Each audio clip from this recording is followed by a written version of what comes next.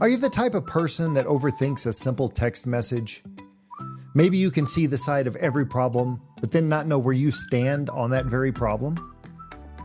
Do you take tags out of all your clothes or wear your socks inside out? Do you ever feel out of sync with those around you? Well, today we're discussing the myths and the mysteries of giftedness, because being called gifted isn't always the present people think it is. We're going to dive into the blessings and the cursings of the gifted label, from the wild misconceptions people have to the things that most people never knew, like how these people can be both Einsteins on one hand and world-class warriors at the same time. It's not all smooth sailing in the land of the gifted. No, we're talking about sensory overloads, perfectionism, and why gifted people, not just kids, might be the best procrastinators you've ever met. All on this episode of The Unscripted Mind. Welcome to The Unscripted Mind, where our goal is to give you fresh perspectives, practical insights, and tools you can use to give you more choices, increase your awareness, and have better control of your feelings, reactions, and behaviors. My name's Jim Cunningham, and I'm a licensed professional counselor. And today we're talking about giftedness. And that's kind of a vague term, so what do I mean by that? Well, giftedness is when someone has a natural talent or ability that stands out, whether it's in art, music, math, reading, leadership, and a lot of different areas. But they tend to be in the 95th to 98th percentile in at least one category or skill. That means that only 5% or less people are as advanced as they are in that one particular area. So it's like having a supercharged brain that picks up on things faster, asks deeper questions, and thinks very creatively. It's not just about getting good grades. Gifted people might excel in anything from playing an instrument to solving complex problems. People usually can spot this idea of giftedness or giftedness in their kids early on, noticing that they might be ahead of their peers in a lot of areas. So for example, I see some clients who started reading chapter books when they were in kindergarten. But see, it's not all smooth sailing, and being gifted can also come with the challenges like feeling different or setting really high standards for themselves. So while giftedness can be amazing, and that's what most people think it is, just being smart and very cool, it sometimes needs a little extra support to help navigate the ups and downs. See, most people get the label of being gifted, and nobody ever tells them that, by the way, there's some downsides to this, and life is going to be a little bit of a different life experience for you than most other people.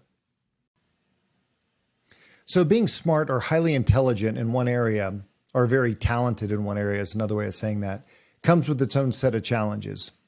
So when you look across the nation, approximately 18 to 25% of our gifted students are high school dropouts nationwide, and that's from a variety of different studies. This statistic highlights the challenges that gifted kids face in traditional education settings, which might not always meet their unique needs. Now, when I say intense desire to learn things, I don't mean school things. I mean things that they are interested in. They're really good at doing a lot of self-study, spending hours on YouTube, watching videos, being on Pinterest, Googling or searching things. So this intense desire to learn things is very cool, but it also gets them into a lot of trouble because they will what if themselves to death. What if this? What if that? Which leads to a ton of anxiety. And a lot of the kids who do this, unlike most kids, they have this second and third order way of thinking. For example, when 9/11 happened and planes flew into buildings, most kids said, well, that's tragic. People who have second and third order ways of thinking and go down the rabbit hole think, well, we have planes here too, and we have buildings here too. It could happen here. So that leads into a whole different level of concern, anxiety, just because of more awareness. And again, it's that way of thinking that can kind of get them into trouble. They also need to know why. Things need to make sense, which if you have a kid that has this, they're going to ask you a lot of questions, and they'll want you to explain every rule and all of that. If things don't make sense, it's really hard for them to get on board with that. And I see this in a lot of my high school clients as well. A lot of the things they feel like they're being taught aren't preparing them for adult life. So they don't think it cares. It doesn't matter. And they also think they might have a better way of doing things. The other thing that this looks like is not being able to turn the brain off to go to sleep at night. So there's a lot of, the brain is kind of always going. It's an amazing machine, when it has something to do. And what I have found is the biggest Achilles heel for a lot of these overthinkers and big thinkers is boredom, because the brain isn't going to stop when it doesn't have anything to do. Instead, it just starts making up things, and usually bad things, not the good things. And so that leads to also very dark places. So, for example, during COVID, I saw a lot of very intelligent people, adults and children, who were all of a sudden having panic attacks and worrying about things. And they're like, I think I'm going crazy. I've never felt this way before. And when their brain didn't have anything to do, being stuck at home or in isolation, it leads to very bad things. And I've had a lot of these folks tell me, I hate being alone with my thoughts for too long, which is a problem that most of us don't relate to too much. So this analytical thinking and all these curiosities also leads kids to ask what you might think are odd questions, very deep questions though. Things like, why isn't there mouse-flavored cat food? Or if you choke a Smurf, what color does it turn? Why do they call it lipstick if you can still move your lips? And one from a client said, if you were in a coma for 10 years, would you live longer? Now, these are great questions, imponderable questions in a lot of ways. So that's a good example of some of the ways that they think a little bit differently than most of us do. A second intensity is an emotional intensity. And I've had a lot of clients who tell me, I don't know where my emotions end and yours begin. They can be overwhelmed by a lot of big emotions. Again, we're kind of going through life on steroids. So if I'm at a 10 and you're at a 6, things are going to sound a lot different to me. If mom and dad are talking more sternly to me or someone else is, it might feel like yelling. Not really the case, but it feels that way. So a lot of these folks are very uncomfortable with big emotions, crying, anger, and so they want to make sure that everybody is good. What does that end up looking like, and why does it cause problems for them? Well, they start trying to manage everybody's emotions to make sure everybody is good, to placate. Or sometimes they just want to be out of the situation.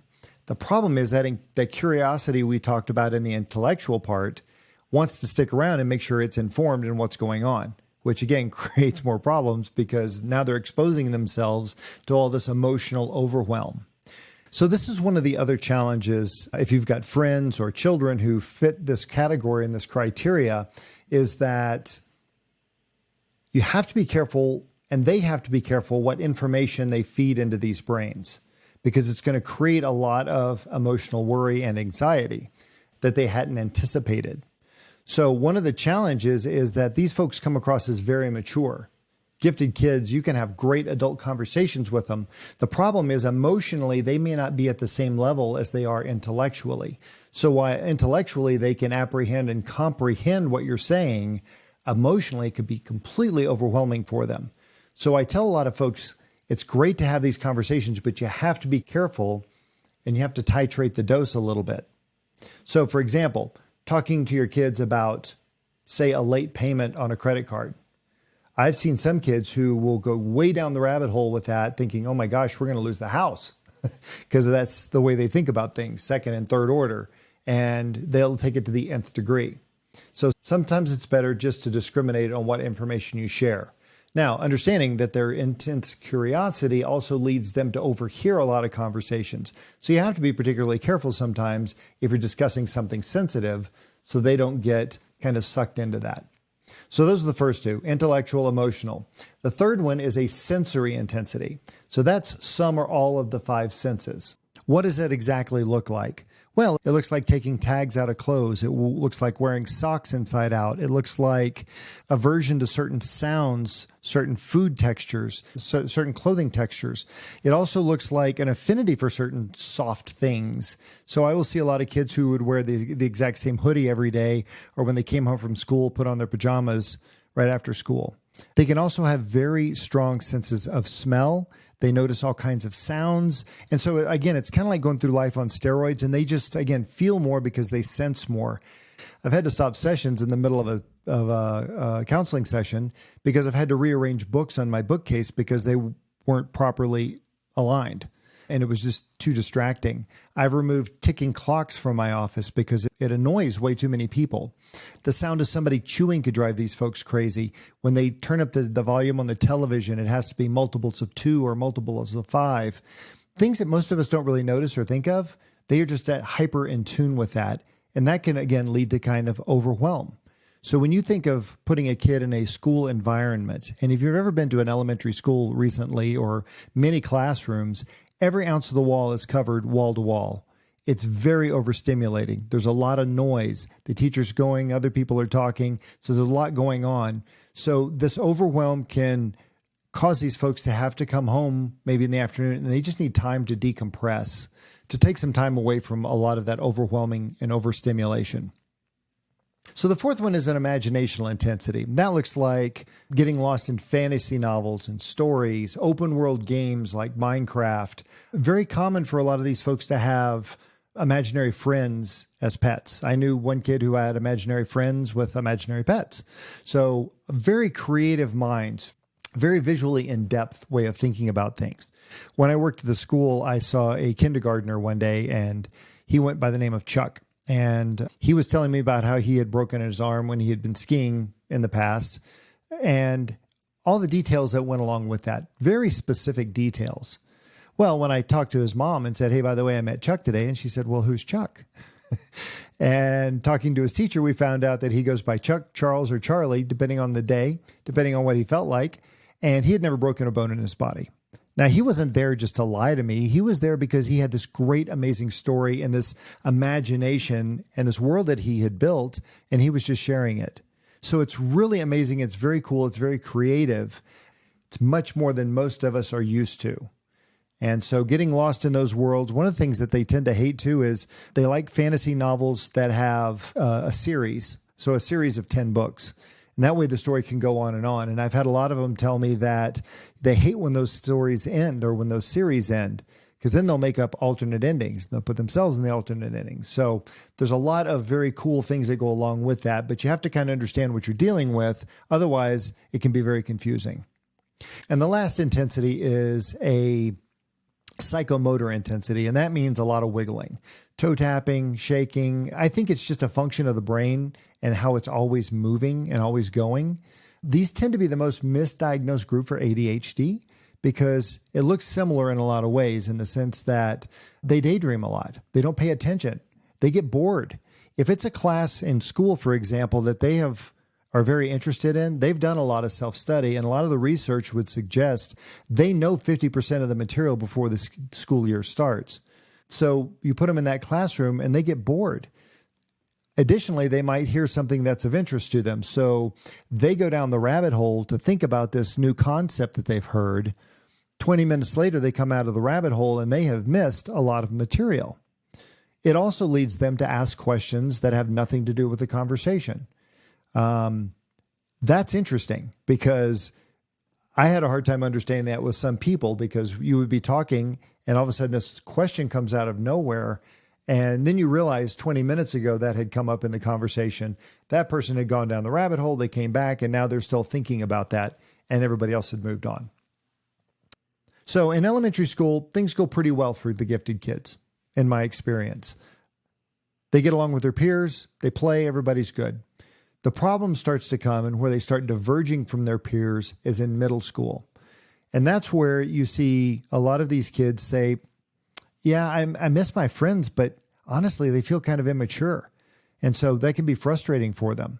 And for a lot of these kids, they don't really find their own tribes until they get into high school, depending on the size of the school, and people that they can connect with. And even a lot of these folks will have to find several groups of people to kind of meet all of their needs.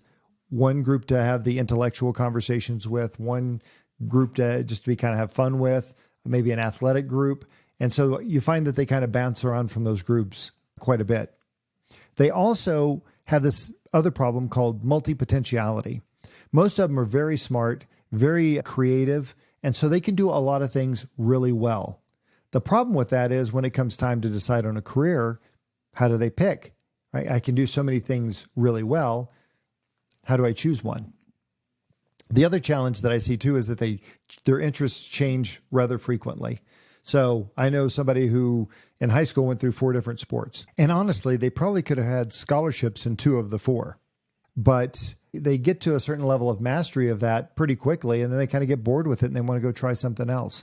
So that's hard as a parent or a friend to keep up with these kind of changing interests and desires. It can also be expensive when you go down that road as well. So I say all this to say is that understanding this, and as many parents don't understand this and they get frustrated with their kids because they seem argumentative and they ask a lot of questions and they need to know why. And that can be very frustrating. Another problem a lot of these folks have, and this tends maybe to be their biggest problem, is how critical they are of themselves. They tend to be perfectionistic and they tend to be big procrastinators, and those things go hand in hand. They will beat themselves up like nobody's business. And I often have to tell parents, you don't have to beat them up too much, and you're probably not going to say anything to them they haven't said to themselves 10 times worse. Procrastination and perfectionism, I've had a lot of people tell me that if I study for a test and get a B, that's no good. If I don't study and get a B, I'm fine with it. The same holds true for starting a big project at the last moment. And it's kind of the way to build in this way of addressing self-criticism, because if I do poorly on the test that I didn't study for, it's not really me. It's just that I didn't study.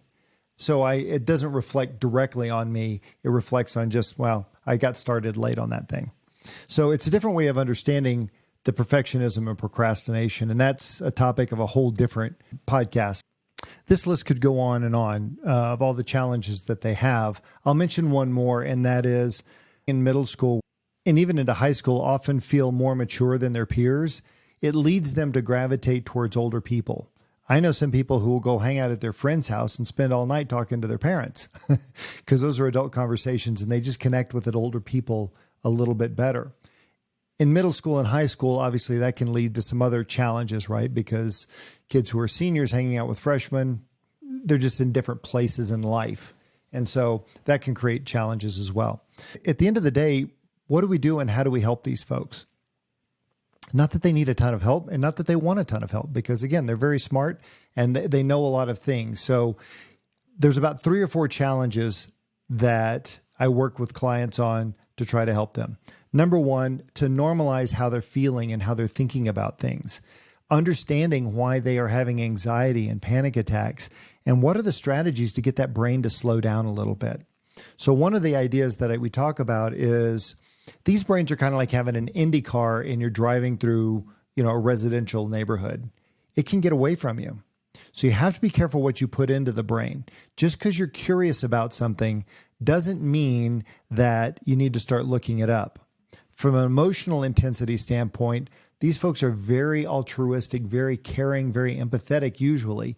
They feel a lot. So for them to get curious about what's going on in world politics or wars or anything, and they start doing their research, that can be very upsetting for them. Even if they see somebody pull a dog's leash too hard, that can be very upsetting as well.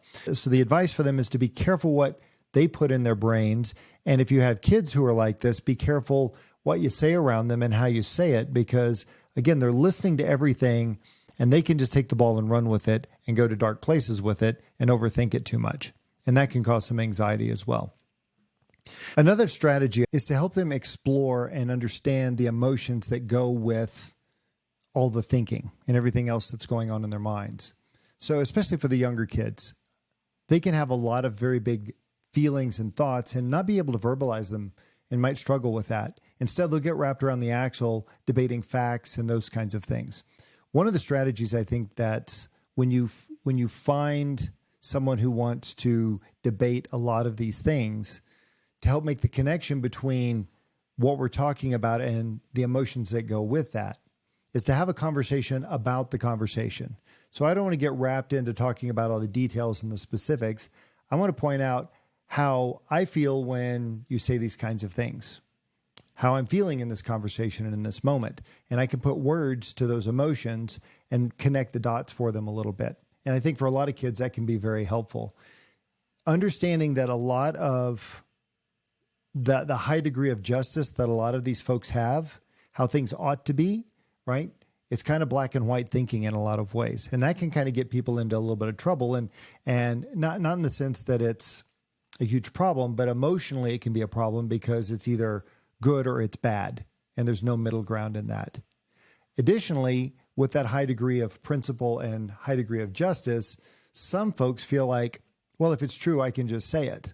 And without regard of how other people feel about that, because it's a true statement. I don't like it, and so I should be able to say what I don't like. So understanding and connecting the dots of like, okay, I have to titrate the dose for other people. And just because it is true doesn't mean that I can just be as blunt as I want to be, because that causes other problems for people as well.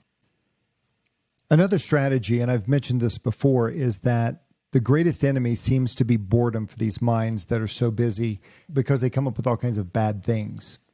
So the challenge, of course, is to keep the mind busy and occupied. Have some downtime, but do it through hobbies, puzzles, gardening, whatever it is that's a hobby, but it's a different way of challenging the brain. So you're not just getting burned out on doing math and sciences and those kinds of things, reading books, but there should be some other way to keep the mind gainfully occupied, gainfully employed and occupied, so that it's not going down the rabbit holes and creating all kinds of bad ideas.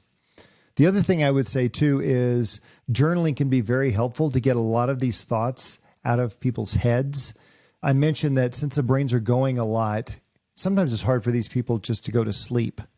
And so I've known people who have strategies where they write down everything they were thinking the night before to help them go to sleep. Sometimes music, sometimes the distractions, like there are some apps like Calm, C-A-L-M, that have like sleep stories where people are just narrating stories or audiobooks that they can listen to let the brain focus on something else so they can actually go to sleep. So understanding that this is a challenge and that giftedness is not just a present, and people who have been given the label of gifted, but if these things tend to resonate with you, understand that this is kind of a normal way of life for you. And a lot of these challenges are to be expected because you're kind of outside the normal bell curve. And that's a blessing and a curse, because it means a lot of really great things, but also means that there's some things that come with that. And just being able to understand that normalizes it. And what I say to a lot of people is that if you're going to be exceptional, you have to be the exception. You're not going to look like everybody else. I think this is an important point, and I could have made this earlier, but the need to look like other people and not stand out and be differentiated is very uncomfortable for a lot of people. So a lot of these folks, particularly in middle school, where they start diverging from their peers, they want to fit in. So there's this thing called imposter syndrome. And I have seen kids who will fail classes, fail tests, so they can fit in a little bit better. I knew one student who was fluent in a language, but the girl next to her had to study really hard for the tests. And she felt so bad about that, even though she didn't need to, she would go home and study for an hour and a half on something that she could have easily passed without studying. So imposter syndrome is a very real thing too. And allowing people and allowing yourself just to be you and appreciate the qualities and traits that you have. These are gifts and they are blessings in so many ways. And so how do we begin to appreciate that? Not to beat ourselves up for it, because ultimately being gifted is just a journey filled with both highs and challenges, like most people. But it's your unique strengths and perspectives that make the world a richer place. As someone once said, being gifted means you sometimes have to color outside the lines, and that's okay. So embrace your gifts, nurture your passions, and don't be afraid to dream big. Thanks for checking us out on The Unscripted Mind today. If you found this episode helpful, share it with somebody who might need it. Also, please subscribe, follow us, and leave a review. And if you have any questions or topics you'd like us to cover, please include that also.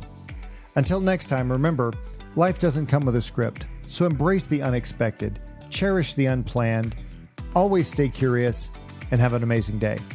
We'll see you next time on The Unscripted Mind.